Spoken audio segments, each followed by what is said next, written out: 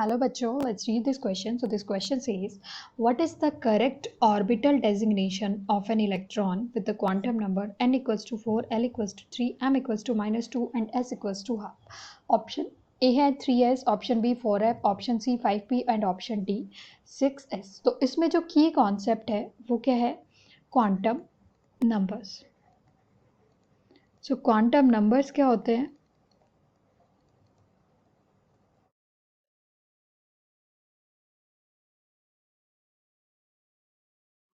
Quantum numbers हैं जो किसी भी एटम के अंदर इलेक्ट्रॉन की पोजीशन के बारे में इंफॉर्मेशन देते हैं, वो क्वांटम नंबर्स होते हैं. 4 क्वांटम नंबर हैं. पहला है principal quantum number. Principal quantum number क्या बताता है? नंबर ऑफ शेल के बारे में. इसको हम n से डिनोट करते हैं और ये क्या बताता है? Number of shell. और n की जो वैल्यू है वो आपकी 1 2 3 डैश इन्फिनिटी तक कुछ भी हो सकता है. सेकंड जो है वो है azimuthal quantum number. Azimuthal quantum number ये हमें कौन से ऑर्बिटल में है वो इन्फॉर्मेशन देता है. एल से डिनोट करते हैं. ये किसके बारे में बताता है? ऑर्बिटल के बारे में. और इसकी जो वैल्यू है वो आपकी 0 से लेके n-1 तक कुछ भी पॉसिबल है. और अगर 0 है तो कौन से ऑर्बिटल में होगा? s में.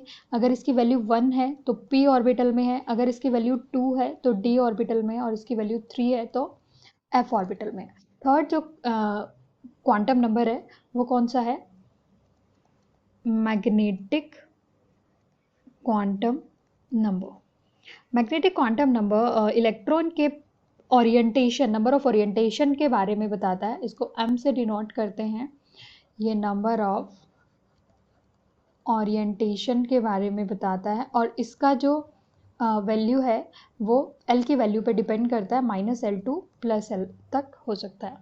फोर्थ और लास्ट जो क्वांटम नंबर है वो है स्पिन क्वांटम नंबर. वो इलेक्ट्रॉन के किस डायरेक्शन में रोटेट हो रहा है, वो क्लॉकवाइज घूम रहा है या एंटी क्लॉकवाइज, उसके बारे में बताता है. इसकी 2 ही वैल्यू पॉसिबल है, +12 और -12.